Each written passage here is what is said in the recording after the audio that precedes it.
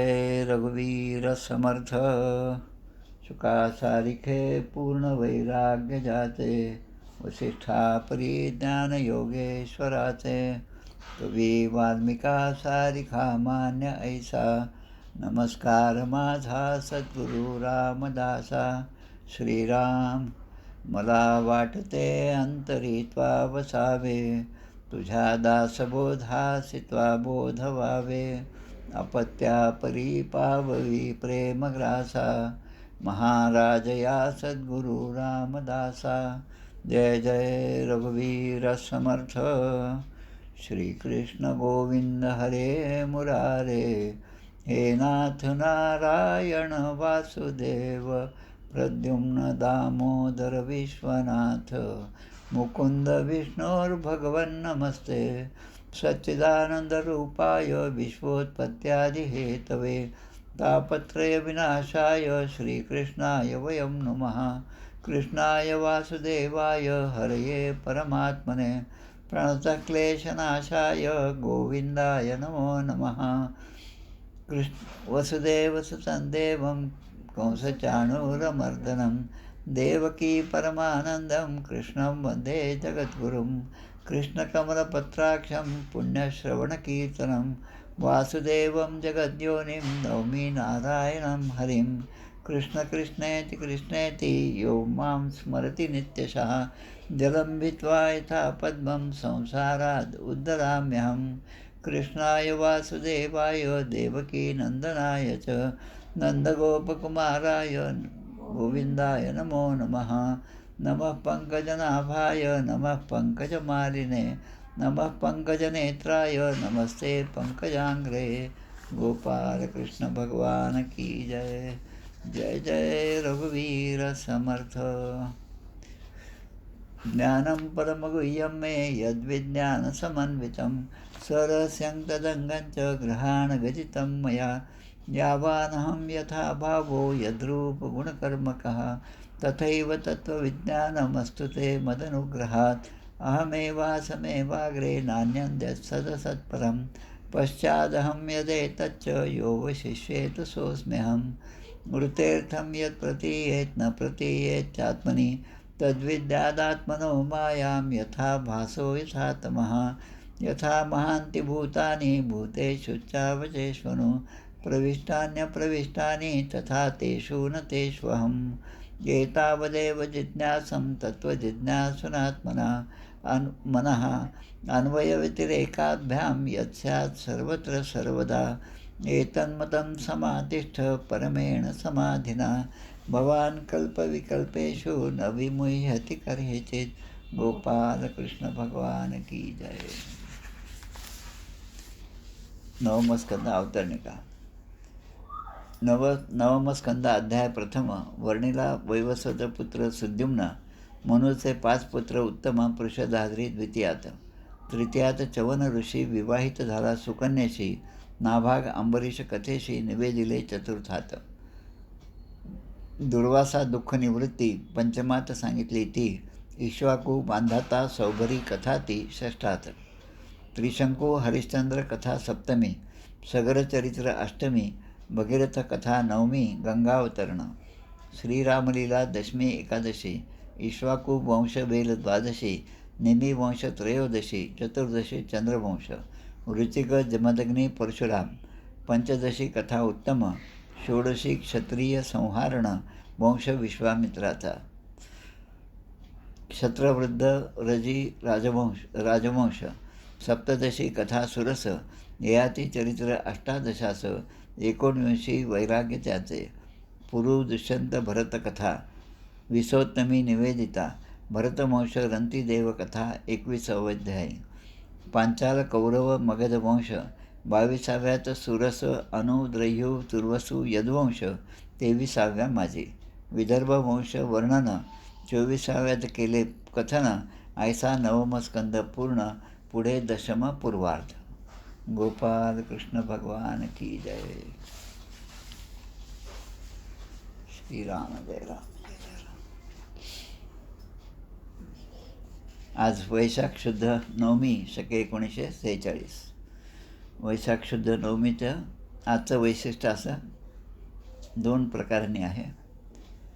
एकतर छत्रपती शिवाजी महाराजांना समर्थाने अनुग्रह दिलेला आजचा दिवस, आजची तिथी आहे वैशाख शुद्ध नवमी. समर्थांच्या चरित्रामध्ये अनेक प्रसंगामध्ये शिवाजी महाराजांचा उल्लेख पण येत आहे आणि शिवाजी महाराज हे समर्थांचे अनुग्रहित होते याबद्दल शंका घेणारे पण खूप लोक आहेत.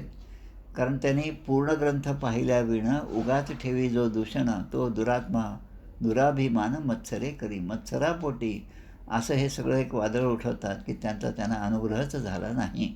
पण या शिंगणवाडी हे जे गाव आहे आपल्या चाफळच्या अगदी जवळ असणारं शिंगणवाडी, ज्या ठिकाणी समर्थ स्थापित 11 मारुतीपैकी एक मारुतीसुद्धा आहे, त्याच्या पायथ्याशी असणाऱ्या एका छोट्याशा बागेमध्ये आज त्या ठिकाणी तो अनुग्रह ज्या ठिकाणी झाला त्या ठिकाणी खूप सुंदर असं स्मारक तयार झालेलं आहे.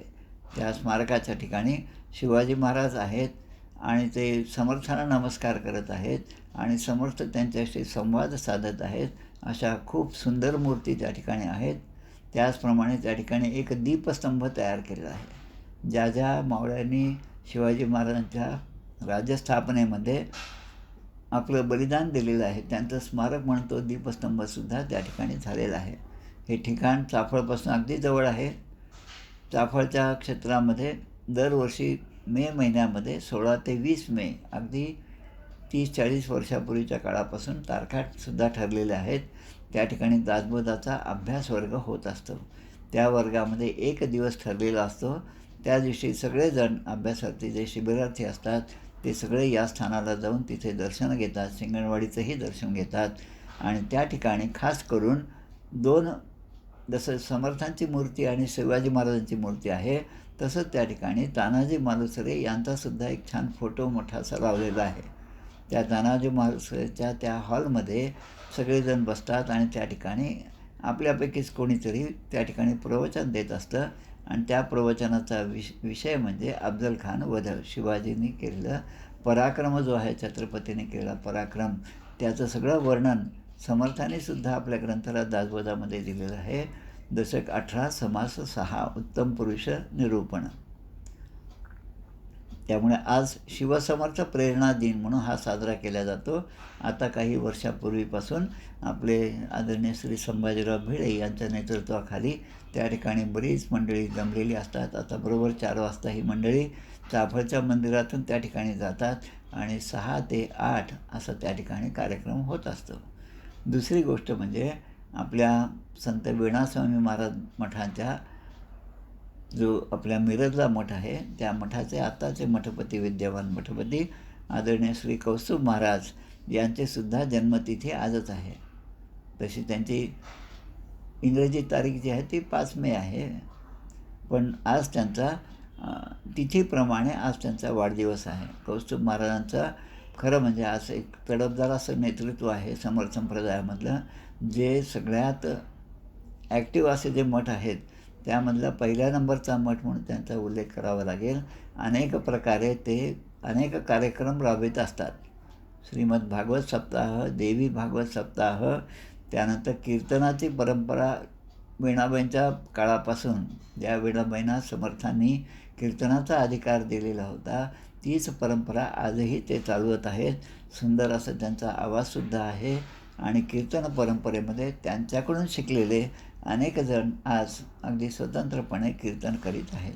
अनेकदा त्या मठामध्ये सुद्धा जाण्याचा योग आला. एक नैष्टिक ब्रह्मचारी कसा असतो हे पाहण्यासाठी अशा सगळ्या महापुरुषांच्या जवळ आपण संपर्कामध्ये 1-2 दिवस जरी राहिलं तरी त्यांचं आचरण जे आहे ते आपल्याला जवळून पाहता येतं. त्या कौस्तुभ महाराजांनासुद्धा त्यांच्या कार्यासाठी शुभेच्छा देऊया आणि आजच्या विषयाकडे आपण वळूया. स्कंद 9वा आणि अध्याय 3. महर्षी च्यवन आणि सुकन्यांचे चरित्र आणि शर्यतीचा वंश. हा 9वा स्कंद जो आहे तो अत्यंत महत्त्वाचा स्कंद आहे. या स्कंदानंतर आपण खरं म्हणजे श्रीमद भागवतामध्ये प्रवेश करतो, असा हा प्रवेशद्वार असलेला हा स्कंद आहे. आपल्याला माहिती आहे की सूर्यवंश आणि चंद्रवंश हे 2 वंश जे आहेत ते आपल्या सगळ्या सनातन संस्कृतीमध्ये सगळ्यात प्रसिद्ध असणारे 2 वंश, ज्या ठिकाणी सूर्यवंशामध्ये भगवान श्रीरामचंद्रांचा जन्म झाला आणि चंद्रवंशामध्ये भगवान श्रीकृष्णांचा जन्म झालेला आहे. या दोन्ही वंशाचा जो विस्तार होता तो या अध्यायामध्ये सांगितलेला आहे. आणि अगदी थोडक्यामध्ये 2-3 अध्यायामध्ये भगवान श्रीरामचंद्रांचं सुद्धा चरित्र या ठिकाणी आलेलं आहे. ते कमी आहे, कारण या पूर्ण भागवताचा मुख्य उद्देश जो आहे तो कृष्णाच्या लीला गाण्यासाठी, कृष्णाच्या लीलामध्ये आपलं मन तल्लीन होण्यासाठी म्हणून हा ग्रंथ महर्षी व्यासाने मुद्दाम लिहिलेला आहे. आणि त्यामुळे रामाचा चरित्राचा विस्तार जो आहे तो या ठिकाणी कमी आहे.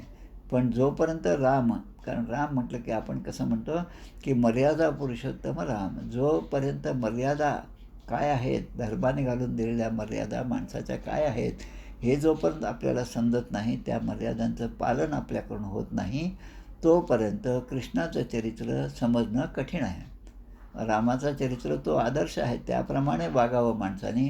आणि कृष्णाच्या सगळ्या लीला ज्या आहेत त्यामधलं कृष्णाच्या म्हणण्याप्रमाणे माणसाने वागावं. पण कृष्ण जसे प्रत्येक प्रसंगी जसे वागले तसं न वागता त्यांचा जो उपदेश आहे, जसा गीतेमधला उपदेश आहे, भगवद्गीतेमधला उपदेश असो किंवा इतरत्र त्यांनी केलेला जो उपदेश आहे, त्या उपदेशाप्रमाणे वागणं आणि मर्यादा ज्या आहेत त्या सांभाळून राहणं हे खऱ्या भक्ताचं लक्षण आहे. आणि म्हणून या दोन्हीची ओळख पहिल्यांदा या ठिकाणी महर्षी वेदव्यासांनी या 3ऱ्या स्कंदामध्ये करून दिलेली आहे. आता शुकदेव परीक्षित राजाला सांगत आहेत. आता आपण मागच्या अध्यायामध्ये पाहिलं तो वंश पाहिला, त्यानंतर हे 10 पुत्र जे होते ते सुद्धा पाहिले. मनोपुत्र जे आहे 10, त्यामधला एक पुत्र जो आहे त्याचं नाव आहे शर्याती. श्री शुकौवाच शर्यातील मानवो राजा ब्रह्मिष्ठः स बभूवः यो वा अंगिरसां सत्रे द्वितीयम उचिवान. स्वयंभू मनूच्या, आता हे स्वयंभू म्हणजे आपले सुरुवातीचे जे स्वयंभू मनू आहे, स्वयंभू मनू आणि शतरूपा ते नाही, त्यानंतर झालेले मनू जे आहेत त्यांचा पुत्र असणारा हा शर्याती. त्या 10 पुत्रांपैकी 6वं ज्यांचं नाव आहे ते शर्याती जे आहे ते स्वतः वेद पारंगत होते. अंगिरा ऋषीच्या यज्ञामध्ये त्यांनी 2ऱ्या दिवसाचे कर्म सांगितले होते, असं त्या ठिकाणी शुकदेव सांगत आहेत आपल्याला, म्हणजे परीक्षित राजाला. सुकन्या नाम तस्या अतिसीत कन्या कमललोचना. या शर्यातीची एक कन्या होती, तिचं नाव सुकन्या होतं. आता यापुढे जेवढे आपण कथानक करू त्यामध्ये सगळ्या कथा एकमेकामध्ये आहेत आणि सगळ्या कथेचाच भाग आता या ठिकाणी येणार आहे. ती सुकन्या जी कन्या आहे ती वनामध्ये जात होती, बरोबर सखी मैत्रिणी होत्या आणि त्या ठिकाणी जाताना त्यांना च्यवन ऋषींचा आश्रम लागला. च्यवन ऋषी, आपण च्यवन हे नाव बऱ्याचदा ऐकलेलं आहे आणि आताच्या जाहिरातीमध्ये सुद्धा च्यवन नाव आहे. च्यवनप्राश या नावाने जे औषध आज बाजारात मिळतं ते च्यवनप्राश, म्हणजे माणसाला अगदी ताजे तवाने तरुण दिसण्यासाठी म्हणून त्याचा जास्तीत जास्त उपयोग करावा म्हणून अनेक कंपन्या त्यासाठी जाहिराती देत असतात, अनेक जण ते घेत असतात. आता कोणावर किती परिणाम झाला हा विषय वेगळा आहे, पण ह्या च्यवन ऋषींची कथा श्रीमद भागवतामध्ये या 9व्या स्कंदामध्ये 3ऱ्या अध्यायामध्ये येते, हे लक्षात आलं पाहिजे. तर या च्यवन ऋषींच्या आश्रमामध्ये ही कन्या आपल्या मैत्रिणीसह जाऊन पोहोचली. राजा जो होता तो सुद्धा शिकारीसाठी वनामध्येच होता आणि त्या ठिकाणी गेल्यानंतर त्यांना असं दिसलं, जसं आपण शेतामध्ये वगैरे जात असताना एखादं वारूळ आपल्याला दिसतं आणि वारूळ दिसलं की मग आपण काही ते पायाने चुडवत नाही, कारण का त्यामध्ये असणाऱ्या सापाची आपल्याला भीती असते. म्हणून वारूळ दिसलं की अगदी भाविक भक्त असेल तर नमस्कार करेल आणि जर भित्रा असेल तर दुरूनच तो त्या वारुळाच्या पासून दूर अंतरावरून तो निघून जाईल. तसं या कन्येने आणि आपल्या तिच्या मैत्रिणीने त्या वारुळाकडे जवळ जाऊन पाहिलं. आता हे वारूळ म्हटलं की 2 कथा या ठिकाणी आठवतात. दुसरं म्हणजे तिरुपती बालाजी आणि पद्मावती यांचा जो ग्रंथ आहे, काल परवाही त्याचा उल्लेख केला मागच्या प्रवचनामध्ये, व्यंकटेश विजय. त्या ग्रंथामध्ये स्वतः लक्ष्मी जेव्हा भृगु ऋषीने जेव्हा भगवंताची परीक्षा पाहण्यासाठी भगवंतांना छातीवर लाथ मारलेली आहे ती भगवंताने सहजपणे झेलली आणि भृगु ऋषींचे चरण पकडून ते पादसंवहन केलं आणि त्यांचीच उलटं क्षमा मागितली, कारण मी असं कठोर असं माझं छातीचा भाग हृदय आहे, त्यामुळे तुम्हाला त्रास झाला असेल असं भगवंत आदिनारायण म्हणतात. आणि त्यावेळेस भगवंतानी त्या ऋषींना का शाप दिला नाही असं म्हणून लक्ष्मी देवी जी आहेत ती त्या ठिकाणाहून निघून जाते आणि कोल्हापुरामध्ये येऊन त्या ठिकाणी ती राहिलेली आहे. आता लक्ष्मी देवी नसल्यामुळे आता तिच्या शोधार्थ भगवंतसुद्धा त्या वैकुंठापासून या पृथ्वी तलावर येतात आणि मग तिचा शोध घेण्यासाठी ते या ठिकाणी येऊन एका वारुळामध्ये प्रवेश करून राहत असतात.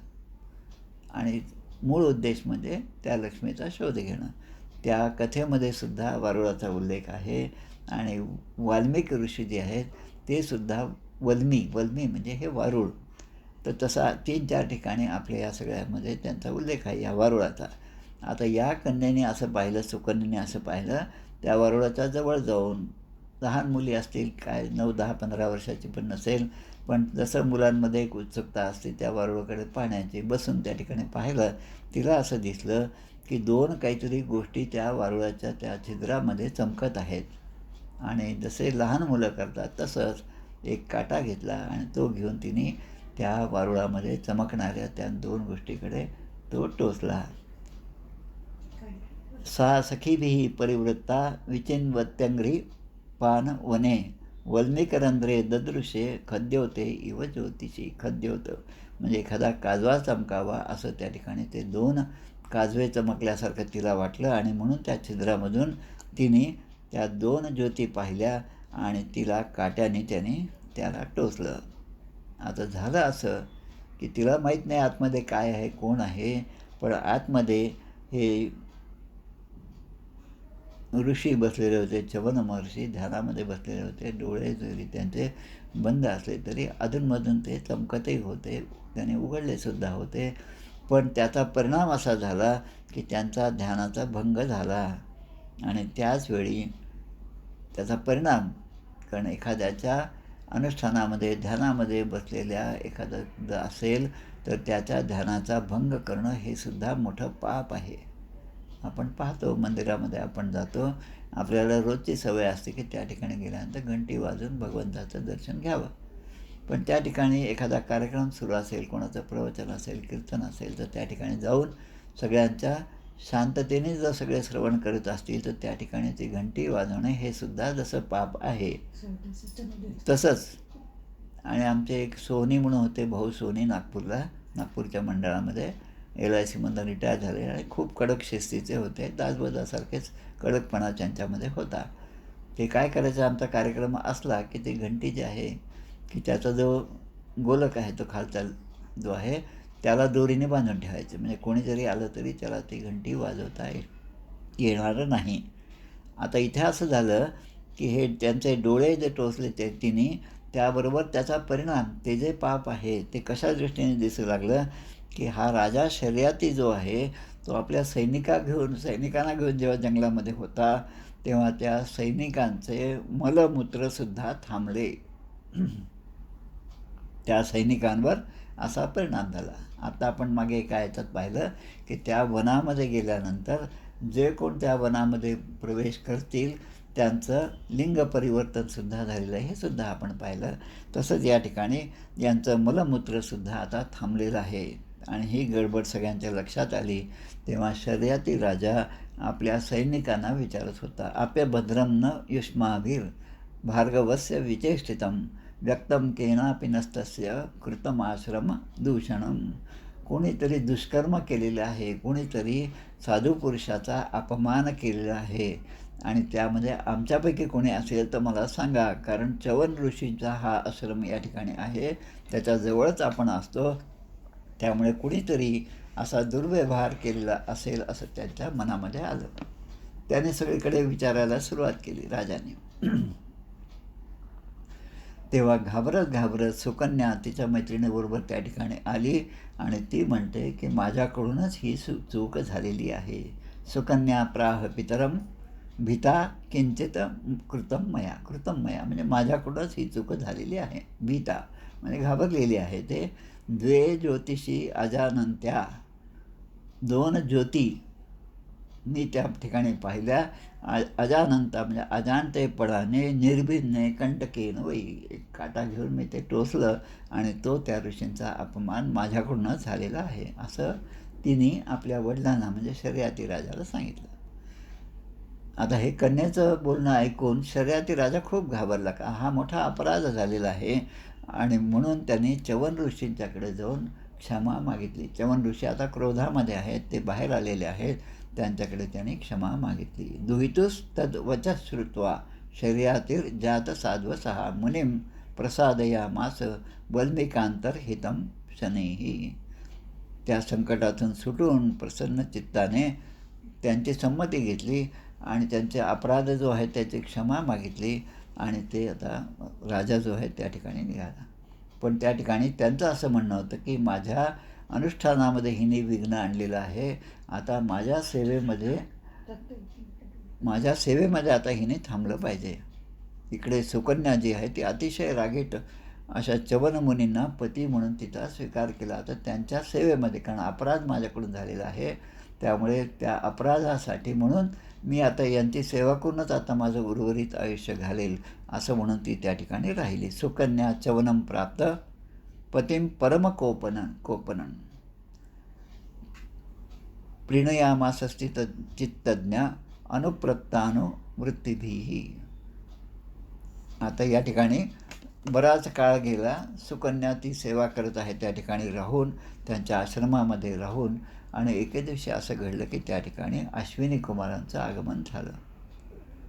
आता अश्विनी कुमार हे जे आहेत त्यांच्याबद्दल आपल्याकडे गाईला आपल्या धर्मामध्ये खूप महत्त्व आहे. गाईच्या ठिकाणी सगळ्या देवता वास करतात असं म्हटलेलं आहे. आणि मग त्या गाईच्या कानामध्ये, दोन्ही कानामध्ये ज्यांचा वास आहे, जे निवास करतात ते म्हणजे अश्विनी कुमार. म्हणून गोवंश पुराण जे आहे त्यामध्ये असं हे गाईचं महत्त्व दिलं आहे. त्यामध्ये हे सांगितलेलं आहे आपल्याला. अश्विनी कुमार यांचं स्थान जे आहे ते गाईच्या कानामध्ये असतं. च्यवन मुनींनी त्या अश्विनी कुमारांचं स्वागत केलं आणि ते म्हणतात की आपण दोघेजण खरं म्हणजे समर्थ आहात. अनेक प्रकारचे दिव्य औषधी लोकांना देऊन त्यांचं कष्ट निवारण आपण करता. म्हणून मला आपल्याकडून एक गोष्ट पाहिजे की जी तारुण्यावस्था जी आहे, मी आता वृद्ध झालेलो आहे, म्हातारा झालेलो आहे आणि मला पुन्हा तारुण्यावस्था प्राप्त व्हावी म्हणून तुमच्याकडे मी मागणी करत आहे. मला ते दान द्या. कस्यचित त्वत्कालस्य नासत्यावाश्रमो गतौ तौ पूजयित्वा प्रोवाच वयो मे दत्तम ईश्वरो. मला तसं तुम्ही आशीर्वाद द्या. आणि त्या बदल्यामध्ये, कारण तारुण्य त्याने मागितलं आणि ते म्हणतात की त्या बदल्यामध्ये एखाद्या यज्ञामध्ये जे अवशेष असेल, यज्ञाचा अवशेष म्हणजे तो ज्याचा अधिकार भगवान शंकरांना असतो, तो मी तुम्हाला देईन. सोमपान करण्याचे अधिकारी तुम्ही नाहीत खरं म्हणजे, पण मी ते तुम्हाला देईल एवढं मात्र मी सांगतो. आणि मग म्हणतात की मी तुम्हाला तो सोमपानाचा अधिकार येईल आणि फक्त तुम्ही मला तारुण्यावस्था प्राप्त करून द्यावी.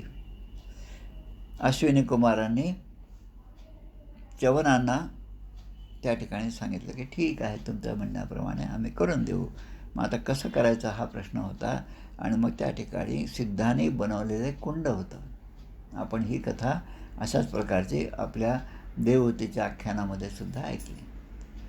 कर्दमणी देवहूती, त्या ठिकाणी सुद्धा कर्दमांची सेवा करत करत देवहूती अत्यंत कृश झालेली होती. आणि मग नंतर त्यांच्याबरोबर तर विवाह झालाच होता, ती त्यांची सेवा करत होती. आणि मग तिला त्याने सांगितलं की या कुंडामध्ये जाऊन तू स्नान करून ये. तिने जेव्हा स्नान केलं तेव्हा तिचा सगळा थकवा गेला, शरीर पुन्हा तसं सतेज झालं आणि मग तिच्याबरोबर त्यांनी विहार केलेला, ही कथा आपण पाहिली. आणि त्यानंतर त्यांचे पुत्र, त्या मुली झाल्या, हे सगळं आपण पाहिलं.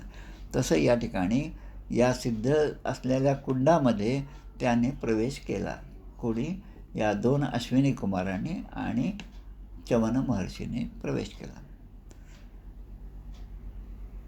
निमज्जतां भवान तस्मिन् हृदय सिद्ध विनिर्मते. खरं म्हणजे ते अत्यंत म्हातारे होते, वयोवृद्ध होते, सुरकुत्या पडलेल्या होत्या आणि केसही पिकलेले होते आणायचे. आणि मग त्यामध्ये त्याने प्रवेश केल्यानंतर थोड्या वेळाने इत्युक्त्वा जरयाग्रस्त देहो, म्हातारे झालेले शरीर घेऊन धम निसंदतः हृदम प्रवेशतो विश्वभ्याम वलीपलित विप्रया. आणि मग त्या ठिकाणी आतमध्ये जाऊन स्नान केल्यानंतर त्या ठिकाणातून 3 पुरुष बाहेर आले. 3 पुरुष म्हणजे हे अश्विनी कुमार 2 आणि च्यवन ऋषी. आता जेव्हा ते बाहेर आले तेव्हा त्यांचं पूर्ण रूपच बदलून गेले होतं. पुरुषास्त्रय, स्त्रय म्हणजे 3 पुरुष. उत्तरस्थू रपीच्या वनिता प्रियाः पद्मस्रजः कुंडलीनस तुल्यरूपा सुवाससः. जेव्हा ते बाहेर आले त्यांचं सगळं रूप बदललेलं होतं. आता अश्विनी कुमार हे तर चांगले रूपवानच होते, त्यांच्यातला काही फरक नाही. पण जे च्यवन ऋषी आतमध्ये गेले होते ते सुद्धा त्यांच्यासारखे तरुण दिसायला लागले. तिघेही जवळपास एकसारखेच दिसू लागले. आणि मग त्या आसपासच्या ज्या स्त्रिया होत्या, या सुकन्येच्या मैत्रिणी पण होत्या त्या ठिकाणी, त्यांना पण समजलं नाही या ठिकाणचे च्यवन ऋषी कोण आहेत. तान निरीक्ष वरारोहा स्वरूपवान सूर्यवर्चसः अजानती पतिम साध्वी अश्विनम शरणम ययो. त्या सुंदरी सुकन्येने त्या तिघांकडे पाहिलं आणि त्यामधले आपले पती जे आत्तापर्यंत वृद्ध होते, सुरकत्या होत्या, म्हातारपण होतं, केस पांढरे झाले होते, ते आता या तिघांपैकी कोण आहे ते सुद्धा तिला ओळखता आलं नाही. आणि म्हणून ती अश्विनी कुमारांच्या पुढे तिने हात जोडलेले आहेत.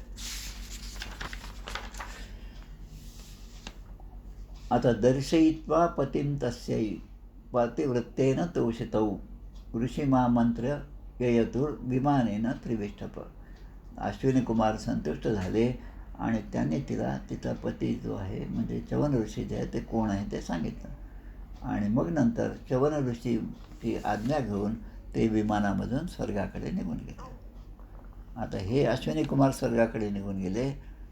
आता दोघे पती पत्नी च्यवन ऋषी आणि ते सुकन्या हे आता त्या ठिकाणी एकत्र आहेत. आणि यक्षमाणोच शर्यातीश च्यवनश्र्या आश्रमं गतः ददर्श दुहितो पार्श्वे पुरुषम सूर्यवचस्सम. आता झालं असं की त्यानंतर लगेचच त्या ठिकाणी शर्याती राजाचं आगमन झालं. आता शर्याती जेव्हा आले त्या ठिकाणी तेव्हा हे दोघे पाठमोरे होते, म्हणजे शर्याती राजा हे मागच्या बाजूने आले. त्यांनी आपल्या मुलीला ओळखलं, सुकन्याला ओळखलं. ती तरुणच होती, सुंदर होती, तिला त्याने ओळखलं, यामध्ये काही विशेष नाही. पण तिच्याबरोबर जो पुरुष आहे तो तरुण आहे असं त्याने फक्त पाहिलं. आता समर्थ आपल्याला सांगतात, विचारुनी बोले विवंचुनी चाले कयाचेने संतप्त तेही निवाले बरे शोधल्या वेळ बोलो नको हो जनी चालणे शुद्ध नेमस्त राहो. बऱ्याचदा काय असतं, समोरची घटना पाहिली, त्याचा काय कशाची घटना आहे काय आहे त्याचं काही विचारपूस न करता, ते जाणून न घेता, जे आपल्याला डोळ्याला दिसलं त्याप्रमाणे आपण लगेच प्रतिक्रिया व्यक्त करतो. एखाद्याला लगेच रागवतो, तुला हे शोभतं का, असं तसं तो बोलायला जातो, पण त्याला आपण बोलू देत नाही. आपला राग जो आहे तो त्याच्यावर आपण ओततो. बरे शोधल्या विण बोलू नको हो जनी चालणे शुद्ध नेमस्त राहो. समर्थ आपल्याला समजावून सांगतात की अशा वेळेस आधी चौकशी करावी आणि मग नंतर आपल्याला जो काही प्रतिक्रिया द्यायची ती द्यावी. आणि म्हणून त्या ठिकाणी जसं आता एक रामायणामध्ये सुद्धा असा संदर्भ येतो, त्यामध्ये सीतेचा अग्निदिव्य करण्याचा प्रसंग येतो. आता लक्ष्मण जो आहे, आत्तापर्यंत वनवासामध्ये लक्ष्मणाने राम आणि सीता यांचा पूर्णपणे सेवा केलेली आहे. अगदी जागूनसुद्धा न झोपता दिवस रात्र सेवा केली आहे. आता हा जो प्रसंग आला त्यावेळेस लक्ष्मण जो शेषाचा अवतार आहे, बलरामाचाच अवतार आहे, लक्ष्मण आहे, आणि हे आता संतापलेले आहेत. लक्ष्मणाच्या ठिकाणी संताप भरपूर प्रमाणात आपल्याला रामायणामध्ये पाहायला मिळतं. आपण भाग्यवान आहोत की आपल्याला हे रामायणाचं सिरियल आहे ते 2दा पाहायला मिळालं. पंतप्रधान मोदींच्या कृपेने लॉकडाऊनच्या काळामध्ये पुन्हा एकदा आपल्याला हे रामायण पाहायला मिळालं. त्यामुळे लक्ष्मण म्हटलं की तो जो नट आहे तोच आपल्या डोळ्यासमोर येतो. अगदी नागबीक ताणून, डोळे ताणून तो जसा संताप व्यक्त करतो तसं या ठिकाणी झालेलं आहे. आणि तो म्हणतात, लक्ष्मण म्हणतात, आणि तेव्हा राम त्याला समजावून सांगतात, अरे हा एवढा क्रोध बरोबर नाही, अरे ही मुळामध्ये ही सीताच नाही, त्यामुळे तू असा तिच्यावर असा क्रोध करू नको. हे अग्निदिव्य जे आहे त्याबद्दल तू काहीच काळजी करू नको, कारण ही अग्निकन्याच आहे. आणि ही अग्निकन्या म्हणजेच अग्नीची कन्या असणारी वेदवती आहे. आणि ते ऐकून मग लक्ष्मणाचा राग शांत झाला. याच रामायणाच्या संदर्भामध्ये हीच जी अग्निकन्या वेदवती होती, हीच पुढे पद्मावती झाली. आणि त्याच पद्मावतीचा विवाह उद्या भगवान श्री व्यंकटेशाची, तिरुपती बालाजीच्या व्यंकटेशाची उद्याचा दिवस तो आहे, ती तिथी आहे, दशमीची तिथी आहे. आता या संदर्भामध्ये हे जे आपण बोललो ते कशा संदर्भामध्ये, की या ठिकाणी आपल्या मुलीला आणि तिच्याबरोबर एक तरुण आहे आणि दोघे गप्पा मारत आहेत आणि हसत आहेत, आनंदात वेळ घालवत आहेत, असं त्या शर्यतीने मागून पाहिलं. आणि मग जसं बोललं, विचारूनही बोले विवंचूनही चाले, तयाचेने संतप्त तेही निवा. संताप आलेला आहे आणि संतापाच्या पोटी तो आता त्या ठिकाणी बोलता झाला. ददर्श दुहितुम पार्श्वे पुरुषम सूर्य वर्चस्सम. सूर्यासारखा तेजस्वी पुरुष आपल्या कन्येजवळ बसलेला आहे. त्यांना माहीत होतं आपले जावई हे म्हातारे आहेत, सुरकुते आहेत, पांढरे केस आहेत, पण इथे तो एकदम तरुण दिसतो. मनामध्ये लगेच शंका आली की आपली मुलगी जी आहे ती काहीतरी अनमार्गाला लागलेली आहे, तिच्या मनामध्ये सुद्धा पाप आले आहे. पण ती सुकन्या जी आहे तिने उठून आपल्या वडिलांना वंदन केलेलं आहे. शर्यतीने तिला तर आशीर्वाद दिलाच नाही, कारण त्यांच्या मनामध्ये तीच नाराजी, तेच दुःख होतं. आणि ते नाराज होऊन ते म्हणतात, चिकीर्षितं ते किमिदं पतिस्त्वया प्रलंबितो लोक नमस्कृतो मुनिः यत्त्वं जराग्रस्तं असत्यं सम्मतं विहाय जारं भजसेम उद्वगम. तू काय केलेलं आहेस, सुकन्याला म्हणतात. ते कुलटा असा शब्द त्या ठिकाणी वापरलेला आहे, की तू च्यवन ऋषींना सुद्धा फसवलेलं आहेस. तू त्यांना म्हातारा आणि नावडता, ते म्हातारे आहेत आणि नावडते आहेत असं समजून या परपुरुषाबरोबर तू आता राहू लागलीस. हे तुझं वागणं योग्य नाही. आपल्या सगळ्या अनेक पिढ्यांना तू नरकामध्ये ढकललं आहेस असं ते म्हणतात. कथम मतिस्ते अवगतान्यथा सताम कुलप्रसूते कुलदूषणं त्विदम. म्हणजे आपल्या कुळाला कलंक लागेल अशा प्रकारचं तू हे वागणं केलेलं आहेस. निर्लज्जपणे जाराची तू सेवा करीत आहेस असं ते रागवतात. तेव्हा सुकन्या जी आहे ती आता स्पष्टीकरण, आता तिला थोडंसं बोलायला अवकाश दिल्यामुळे आता ती बोलू लागली. कारण हे जर एवढ्या संतापाने बोलत होते तर समोरच्या माणसाने, दुसऱ्याचा संताप असेल तर समोरच्या माणसाने ते शांतपणे आपण श्रवण करावं. आपण जितकं शांत बसू तेवढा समोरच्याचा संताप जो आहे तो कमी होत जातो. तर शर्यतीने असं म्हटल्यानंतर सुकन्याने मात्र आता ती स्मितहास्य करीत म्हणते, बाबा हे आपलेच जावई आहेत आणि भृगुनंदन हे महर्षी च्यवन आहे. भृगु ऋषी, आता जो उल्लेख झाला या भृगु ऋषींचं खूप मोठं आख्यान. भृगु ऋषींचं 3-4 भागवतामध्ये उल्लेख आहे. एक तर ब्रह्मा, विष्णू आणि महेश या तिन्ही देवतांची जी परीक्षा पाहिजे होती त्यासाठी या सगळ्या ऋषींच्या समुदायाने भृगु ऋषींना पाठवलं होतं. ते कैलासावर गेले, ते शंकरांच्याकडे गेले, ते प्रत्येक ठिकाणी गेले, ब्रह्मदेवांच्याकडे गेले आणि शेवटी वैकुंठामध्ये सुद्धा गेले. आणि त्याने निर्णय दिला की सगळ्यात श्रेष्ठ जे आहे ते आदी नारायणच आहेत, प्रत्यक्ष नारायणच आहेत, हे भृगु ऋषीने. आणि या भृगु ऋषीनेच ते आपल्या पायाने त्यांना लात मारल्यामुळे हृदयी श्रीवत्सलांचन भूषण मिरवी श्री भगवान तयावर ते कंठस्थान दयाचे मुनिजन अवलोकिती, असं वर्णन त्यांचं केलेलं आहे. या भृगु ऋषींच्या मुळेच आपल्या शुक्रवार हा जो वार आपण म्हणतो, या शुक्रवाराला आमच्या मोडी लिपीमध्ये भृगुवासर असं म्हणतात.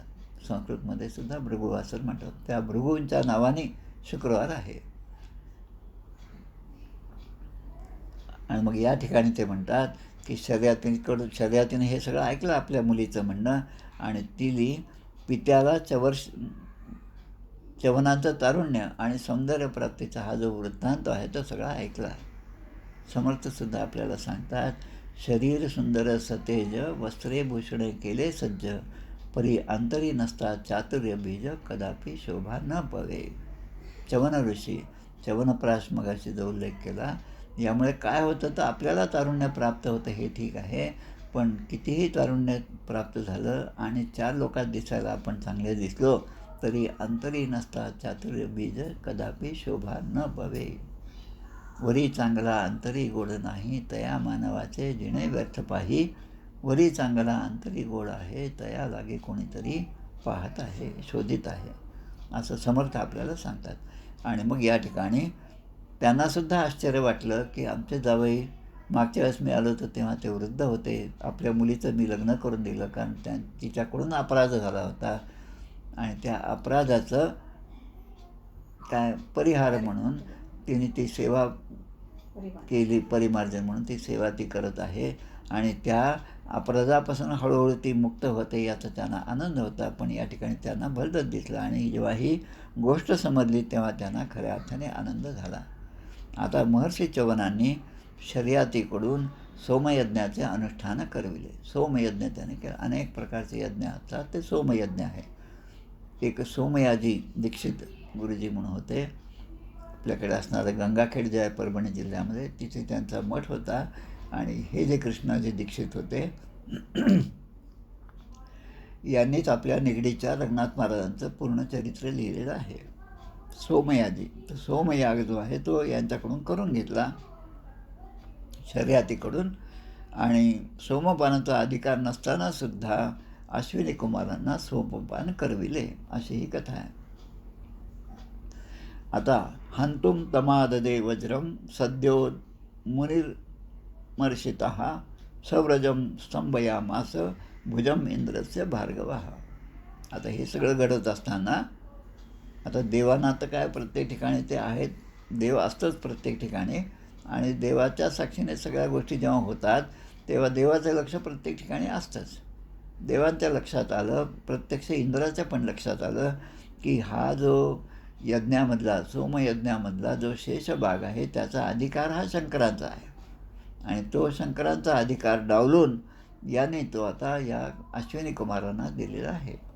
हे पाहिल्याबरोबर इंद्र जो आहे तो शीघ्रकोपी, तरे शीघ्रकोपी सदा कदापि न धरी मर्यादा, असं वर्णन आपल्या दशक 18 समास 6 चातुर्य या उत्तम पुरुष निरूपणामध्ये औरंगजेबाचं समर्थाने केलेलं आहे. शीघ्रकोपी, तो शीघ्रकोपी असा इंद्रांनी आपलं वज्र जे आहे ते उचललेलं आहे आणि तो शर्यतीला मारण्यासाठी आडा पुढे धावलेला आहे. तेव्हा महर्षी च्यवनांनी आपल्या योगबळाने त्याने जो हात उगारला होता तो हात तिथेच स्तंभित केला. आता हे स्तंभित केला जे शब्द आहे त्याचा अर्थ काय आहे ते आपण विचार करूया. लहान मुलं एक खेळ खेळतात पहा, सगळी पळापळी असते, कोणाकडे एक दुसऱ्याला पकडत असतो आणि मग तो त्या खेळाचं नाव स्टॅच्यू आहे. लहानपणी आपण खेळलो की नाही माहीत नाही, पण आपल्या नातवांचा हा खेळ आपण पाहतो. स्टॅच्यू म्हटल्यानंतर जो जिथे जसा असेल तसा तो एखाद्या मूर्तीसारखाच उभा राहतो आणि आपण सुटली म्हणले की मग तो पुन्हा खेळायला सुरुवात करतो. तसं स्तंभित करणं म्हणजे हे स्टॅच्यू, त्याचा हात वर उचललेला आहे आणि तो हात तिथेच त्यांनी स्तंभित केलेला आहे. तेव्हा सर्व देवांनी अश्विनी कुमारांना सोमाचा भाग देण्याचे मान्य केले आणि ते वैद्य होते आणि अश्विनी कुमारांना सोमपानापासून बहिष्कृत केले, म्हणून हा त्यांचा राग होता. आता या शर्यतीला त्याचा वंश सांगतात. त्या वंशामध्ये शर्यतीच्या पोटी उत्तानबर्ही, आता एक प्राचीन बरी हे सुद्धा नाव आपलं येऊन गेलं असेल, आता हे नाव आहे उत्तानबरी. दुसरा जो मुलगा आहे त्याचं नाव आहे आनर्त आणि तिसरा जो आहे तो भूरिसेन. आनर्त म्हणजे आजच्या भाषेत बोलायचं असतं, आनर्त प्रदेशाचं नाव आहे. आपल्या हिंदुस्थानामध्ये भारतामध्ये जे अनेक राजे होऊन गेले त्यामधला अनर्त देशाचा पण राजा होता. अनर्त म्हणजे आजचं गुजरातमध्ये असणारा काठेवाड, कच्छ काठेवाड हे जे आहे त्याला अनर्त देश म्हणतात. हा अनर्त देश या शर्यतीचा मुलगा, दुसरा मुलगा अनर्थ याच्या नावाने आहे आणि भूरिसेन अशा 3 मुलं होते. आता ह्या अनर्थापासून पुढची वंशावळी या ठिकाणी दिलेली आहे. आता हळूहळू आपल्याला समजणार पण नाही की आपण केव्हा या चंद्रवंश आणि सूर्यवंशाची ओळख आपली महर्षी व्यास करून देत आहेत. सोनंत समुद्रे नगरीम विनिर्माय कुशस्थलीम. हा जो रेवत होता, अनर्थापासून रेवत झाला, अनर्थाचा मुलगा म्हणजे रेवत आहे. या रेवताने एक नगर वसवलं, तिचं नाव होतं कुशस्थली नावाची एक नगरी समुद्राच्या आतमध्ये त्यांनी वसवली. त्याचप्रमाणे तिथे राहून अनर्थ देशावर तो राज्य करू लागला. आता यांना 100 पुत्र होते. कोणाला? या रेवतात. त्याच्यातली ककुदमती ही नावाची मुलगी होती. ककुदमती राजा होता. ककुदमती त्याचा मुलगा एक 100पैकी एक होता. तर त्याचं नाव, सगळ्यात मोठा राजा, त्याचं नाव होतं ककुदमी. ककुदमीपासून एक ककुदमती नावाची नदी पण आहे. सातारा जिल्ह्यामध्ये ती नदी आहे. आपल्या रंगनाथ महाराजांचं चरित्र वाचलं तर आपल्या लक्षात येईल, 3-4 अध्यायामध्ये या नदीचं वर्णन केलेलं आहे, ककुदमती. तर या ककुदमी हा जो होता त्याची कन्या म्हणजे रेवती. म्हणजे रेवत, त्याच्यानंतर ककुदमी आणि ककुदमीची मुलगी म्हणजे रेवती. आता या ककुदमीला असं वाटायचं की हिचा विवाह चांगल्या घराण्यामध्ये झाला पाहिजे, आणि म्हणून तिला घेऊन हा ककुदमी राजा हा ब्रह्मदेवाकडे गेले. ककुदमी रेवतीम कन्याम स्वामादाय विभुम गताः कन्यावरम परिपृष्टम ब्रह्मलोकम अपावृतम. ब्रह्मलोकाला गेले, ब्रह्मदेवांच्याकडे गेले. आता ब्रह्मदेवांच्याकडे गेले, इंद्राच्याकडे गेले, तर आपल्याला नेहमी असं दिसतं की त्या ठिकाणी नाचगाणे सुरू आहे, अप्सरा आहेत, गंधर्व आहेत, ते सगळं नाचगाणे करत आहेत. आणि हे चालू असल्यामुळे त्यांना त्या ठिकाणी थांबावं लागलं. पण संधीच मिळाली नाही, तरी ते काही वेळ त्या ठिकाणी थांबले. आणि मग ब्रह्मदेवांचं लक्ष गेल्यानंतर या ककुदमीने आपल्या कन्येबरोबर ते आले होते रेवतीला घेऊन. तेव्हा ते म्हणतात, त्यांनी आपला उद्देश येण्याचा त्या ब्रह्मदेवांना कथन केला. त्यांचे म्हणणं ऐकलं आणि मग ते म्हणतात की ब्रह्मदेव त्याला हसून म्हणायला लागले, अहो राजन निरुद्ध असते कालेन हृदये कृतः. तुम्ही ज्यांना ही मुलगी द्यावी असं तुम्हाला वाटत आहे, तर आता इतका काळ गेलेला आहे. म्हणजे आता पहा तुम्ही, आपण म्हणतो देवाचे द्वारी उभा क्षणभरी तेणे मुक्तिचारी शोध. म्हणजे एक क्षणभर जरी असेल तर त्याला 4ही मुक्ती प्राप्त होतात असे ज्ञानेश्वर महाराज म्हणतात. आणि आपण रोज संध्याकाळी देवळात जातो, तिथे घंटाभर बसतो, एक क्षण काय तिथे 1 तासभर बसतो, पण ते तास जो आहे तो आपल्या मानवी हिशेबाने तो तास आहे, आणि माऊलीने जो क्षणभर म्हटला हा देवाच्या हिशेबाने तो क्षण आहे. म्हणजे त्यामध्ये मोठा काळ आहे त्या क्षणामध्ये. तसं या ठिकाणी झालेलं आहे. यांनी जो मनामध्ये संकल्प केला अशा अशा पुरुषाला आपली ही मुलगी रेवती द्यावी, त्यांचं नावसुद्धा याने सांगितलं. तेव्हा ब्रह्मदेव म्हणतात की अहो ते तर केव्हाच काळाच्या पडद्याआड निघून गेले आहे. आता खूप मोठा काळ गेलेला आहे, ते सर्वजण काळाच्या पडद्याआड गेले आहे. आता तर त्यांचे मुलं नातू पंटूच काय, त्यांच्या गोत्राची नावंसुद्धा शिल्लक नाहीत असं त्या ठिकाणी म्हटलं आहे.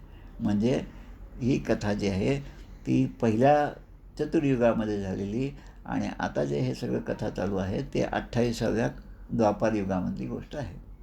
म्हणजे 27 युगमधली गेली, आणि एक चतुर्युग म्हणजे किती? 43,20,000 वर्ष गुणिले 27, एवढा काळमधला निघून गेला. असाच काळाचा हिशेब जो आहे तो आपल्या दशमस्कंदामध्ये सुद्धा पुढे आपल्याला येणार आहे, जेव्हा या ब्रह्मदेवानी भगवान श्रीकृष्णाच्या बरोबर असणारं गोप आणि गायी जे आहेत त्या पळवून आपल्या ब्रह्मलोकामध्ये नेऊन ठेवल्या, त्यावेळेसुद्धा अशीच कथा आलेली आहे. तेव्हासुद्धा आपण या कथेची आठवण करूया. तर ते म्हणतात, ब्रह्मदेव म्हणतात, कालोभ याद स्त्रीण वच चतुर्युग विकल्पित यद्गच्छ देवांशो बलदेवो महाबलः. आता त्यांचे नातू पुंटू हे सुद्धा आता होऊन गेले. तर आता तो 27वा कलियुगसुद्धा जो आहे तो सुद्धा काळ निघून गेलेला आहे. 28व्या युगाला सुरुवात होती आहे, द्वापार युग आहे. आता द्वापार म्हटलं की मग द्वापारामध्ये कृष्ण, द्वापारामध्ये बलराम आहेत. आणि म्हणून ते सांगतात, भगवान नारायणाचे अंशावतार असणारे महाबली बलराम आता पृथ्वीवर राज्य करीत आहेत, पृथ्वीवर विद्यमान आहे. तर ही कन्या जी आहे ती तुम्ही बलरामाला द्या. कन्यारत्नमिदं राजन नररत्नाय देही भोः. हे कन्यारत्न जे आहे ते तू राजा शर्यतीला सांगतात, नररत्नाय देही भो, नररत्न असणाऱ्या बलरामांनाही तू मुलगी दे. आणि भुवो भारावताराय भगवान भूत भावना, आपण म्हणतो भूतात्मा भूतभावना, विष्णू सहस्रनाम भूतभावना, भगवान जे आहेत त्यांच्याकडे भुवो भारावताराय, भगवान श्रीकृष्णाने जन्म घेतलेला आहे आणि त्यांच्यापूर्वीच बलरामाने या ठिकाणी जन्म घेतलेला आहे. आता जे राम आणि लक्ष्मण होते तेच या ठिकाणी कृष्ण आणि बलराम झालेत. लक्ष्मण म्हणतात, मी जेव्हा तुमचा लहान भाऊ होतो तेव्हा त्या काळामध्ये मला खूप कष्ट झाले, आता मात्र मी पुन्हा एवढे कष्ट करणार नाही. मग ते म्हणतात, आता तुला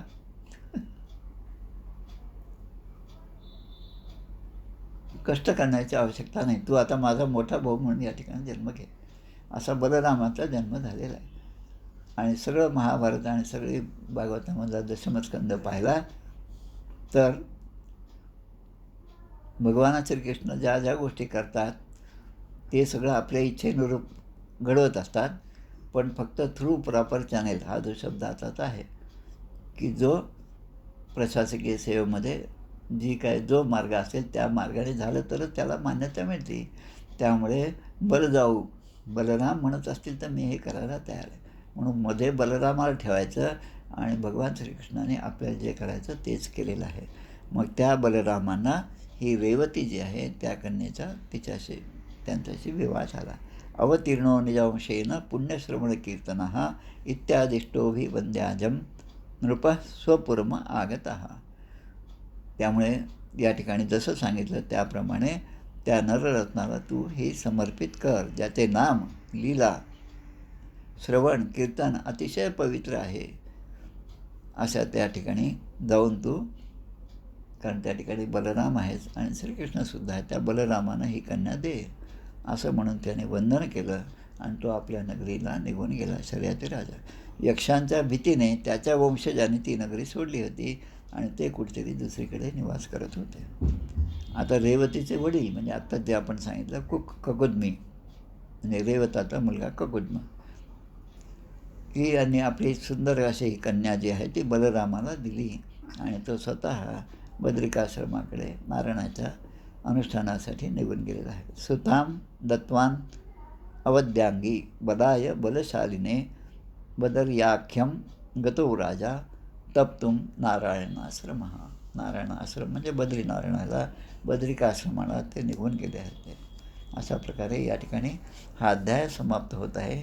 इति श्रीमद्भागवते महापुराणे पारमांस्यां संहितायां नवमस्कंधे तृतीयोध्याय. हा तिसरा अध्याय जो आहे तो या ठिकाणी पूर्ण होत आहे. श्रीकृष्णार्पणं. गोपाल कृष्ण भगवान की जय. जय जय रघुवीर समर्थ. आता उद्याचं आख्यानसुद्धा चांगलंच आहे. आता सगळं प्रत्येक गोष्ट चांगली आहे, पण माणसाला कथा ऐकण्याची जर सवय आहे ना, आणि त्यामुळे थोडीशी जास्त तत्त्वज्ञान किंवा थेअरी सांगितलं की थोडंसं कंटाळवाणं होतं. पण आता थेअरी कमी आहे पण कथा खूप आहेत. त्या कथेचा आनंद घेणं तो आपण आता पुढे घेणार आहोत. प्रत्येक भागात असेच सगळ्या कथा आहेत. उद्याचा जो आहे तो नाभाग आणि अंबरीशाची कथा या ठिकाणी आहे. 2 मिनिटात आपण आरती करूया.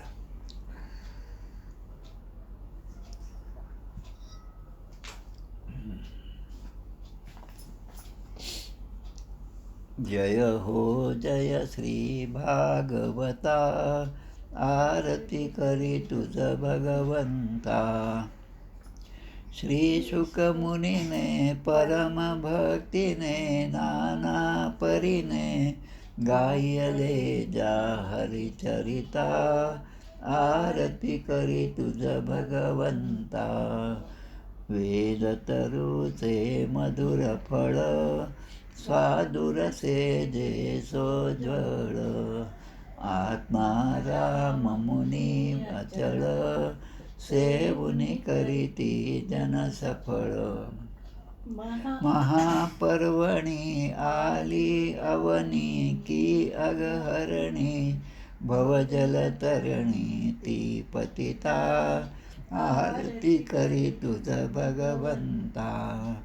येथे व्यासाची वाणी सार्थक हरिगुण गावोनी.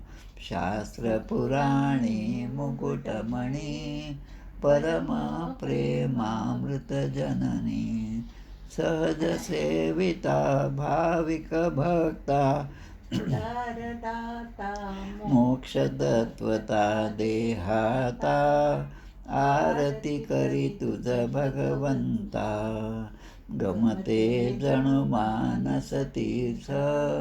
द्वादश सोपाने युक्त, निर्मल भक्ती जले भरित.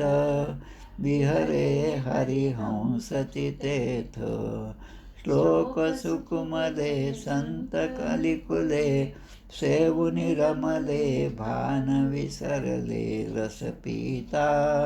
आरती करी तुझ भगवंता, अपार महिमा ग्रंथाचा. वदवेना कोणासाचा, मेवा कविवर संताचा. प्राणची कीर्तनकाराचा, जणू बोधाचा स्वयंप्रभेचा. द्वादश कळीचा रवी अंतरीचा, तमहर्ता. आरती करी तुझ भगवंता, ग्रंथ नव्हे हा श्रीकृष्ण.